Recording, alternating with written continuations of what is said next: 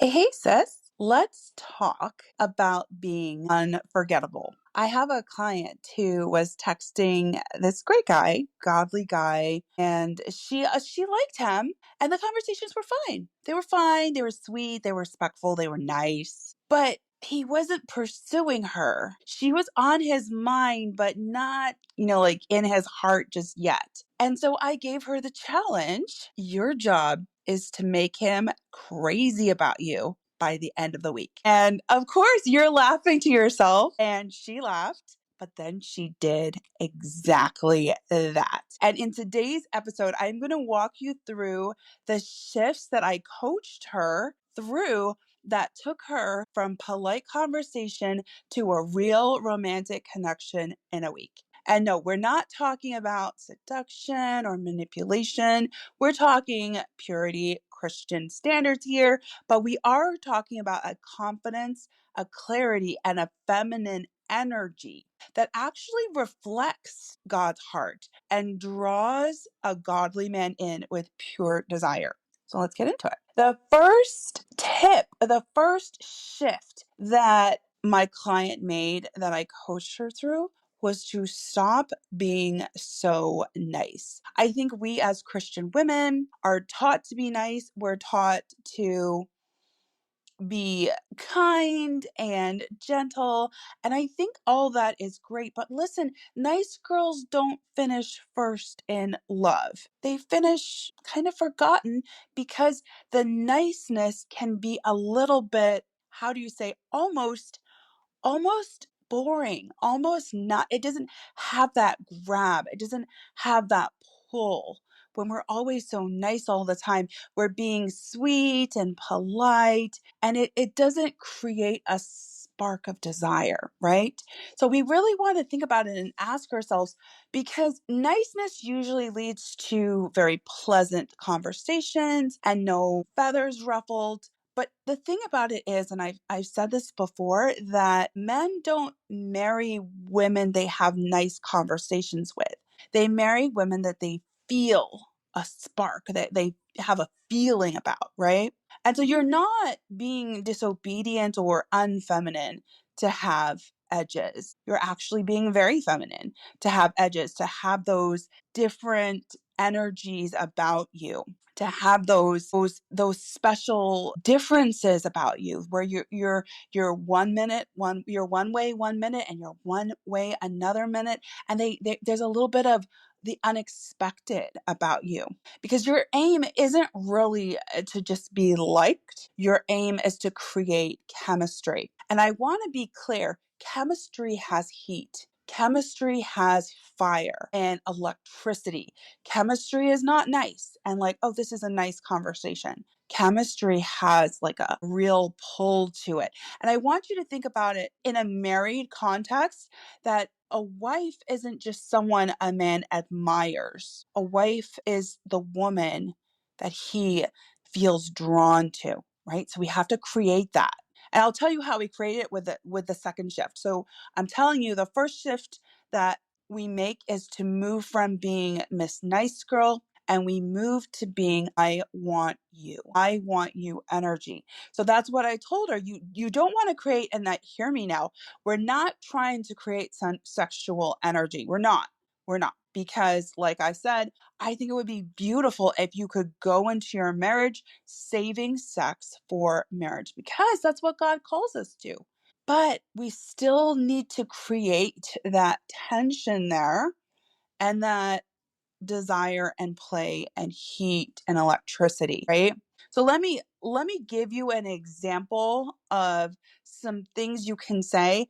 And remember, I always say we always want to avoid anything overtly sexual. Even if we are using the word sexy, I think that you can do it quite beautifully by not referring to anything sexual. So for instance, sexy Clark Kent glasses, right? We can say that and create that little sizzle, that frisson, without creating a sexual moment, right? So we're using a non-sexual object and calling it sexy, and that's really fun and cute and creates that draw and pull while remaining modest. So if you're going to use words like sexy which I think are fine, refer to things that are not sexual so that you stay out of that immodest, impure zone where we don't want to be. And I'll give you some specific ways that you could say this, some little lines free of charge. So here's one line you could say. You make me nervous in the best way. Right? Right? Like, I want you to imagine saying that to a guy. And how is he gonna feel? Like, literally, imagine. That is what you want. You want his heart to be like, whoa, right? And he doesn't even know what's happening. He doesn't realize he was just hit by Flirt Pure. All right. And then you can be in a moment of vulnerability. I wasn't planning on liking you this much. I love that because it's a little bit of a tease. It's a little bit of not only I want you energy, but also teasing energy. Like, I wasn't plan like, you surprised me. You surprised me in a good way, right? But it's also, I love the idea of teasing, but also in a positive way, right? Like, it's a way that makes him feel good, but also a little bit of a wow, like I could have missed this. And I'm so glad that I didn't. I pleased her. I made her happy. I did my job. Anytime we can do that to a guy, he is feeling like, ooh, I need this girl. I can't let this girl go. And then a last little line, you're dangerous. Ooh, I totally love that. I love the word dangerous. I love asking a guy what's something dangerous that you've always wanted to do but never done. I love telling a guy he's dangerous. Like, yes, yes, please give me some of that. This is Flirt Pure strategy in action. Playful, charged, but still respectful and modest, right? So, so good. And then the last thing I want you to just think about when I'm telling you about this idea of like, I want you energy, I want you to think about this. God created desire. God created it. And if you haven't read Song of Solomon recently, you might want to go take a look at it. You are not being ungodly by being irresistible. You're not. You're being radiant and really, you're being the way God created you. You are being the way God created you. All right. The next shift I want to share with you that I coached her on is to lean out. And this is something my coach talks about, where you are not really overly attached to the outcome. You're good. Whatever happens, you're going to be good. Whatever happens, you're going to meet your person. You're going to get married. You're going to walk down the aisle. If it's not this guy, it's going to be someone else. Listen, you don't need anything from this guy. You don't need anything from him. So you can lean out and breathe, right? So no follow-up texts, no checking in. Did you get my last text message? If he hasn't texted you back yet, you go on about your business. You go have coffee with a friend. You go paint your nails. You whatever. You're not sitting around waiting for his text. You're not managing his side of the conversation, like answering the question that you just asked him. If he hasn't texted you back yet, then you don't text him back. That's it for now. Like, we're just going to sit, we're just going to wait. And honestly, I want to share something with you that I shared with my client. Here's the thing. The space between you two talking creates anticipation and desire. What? Yes. You're not saying anything could make him like you more. It's creating more of a pull. Why isn't she writing me? Why isn't she chasing me down? I guess I need to step up and pursue. Like, I better not let her go because she's not gonna be waiting around. Like, that space creates tension. That space creates desire and anticipation. And I better get my act together and write this girl. Right? So if you were able to lean out and just be patient, it really does. When you like a guy, it really does require some patience, right? Like, if he hasn't written you back yet, it requires some patience, but that's where you remind yourself of how valuable you are and how desirable you are. And you decide that I want to be courted. I want to be courted.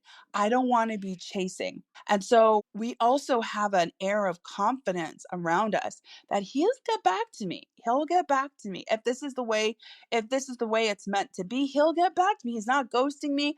I'm just going to sit and receive. Right?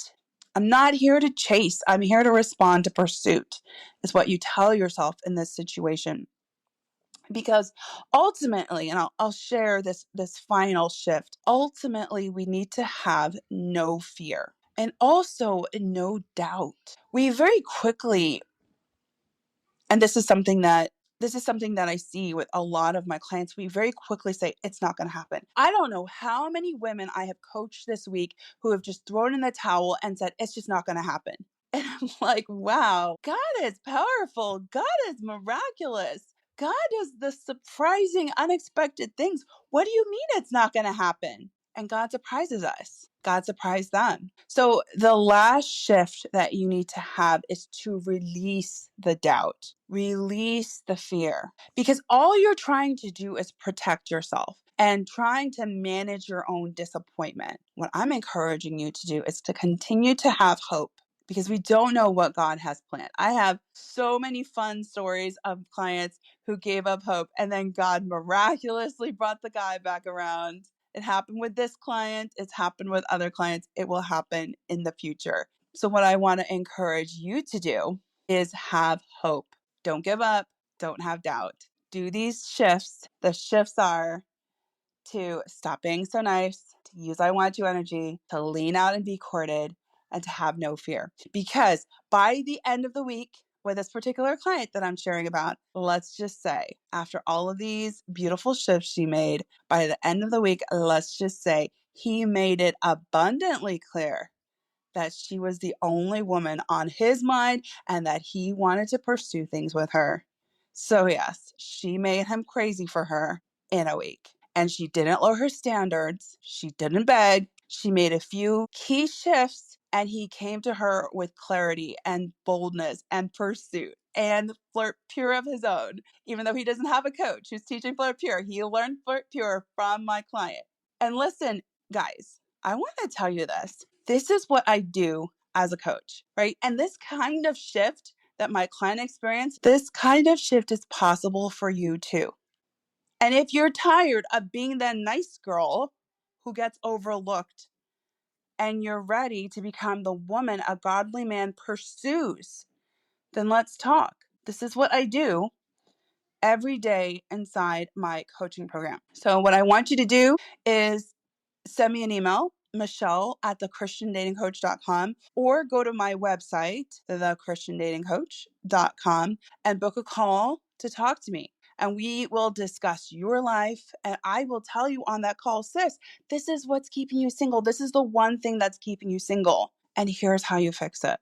You will get so much value out of this call. And you will be in the place that my client is now, with a guy who's crazy for her. Listen, if you have enjoyed these podcasts, if you guys are loving the wisdom that I am dropping down, please leave a 5-star rating. And if you are on an app that can take a review, please leave a review. Why? Because this podcast is helping so many women. This podcast is changing lives, changing legacies, and your rating and review helps other women find this podcast. All right, sis, let's get you married.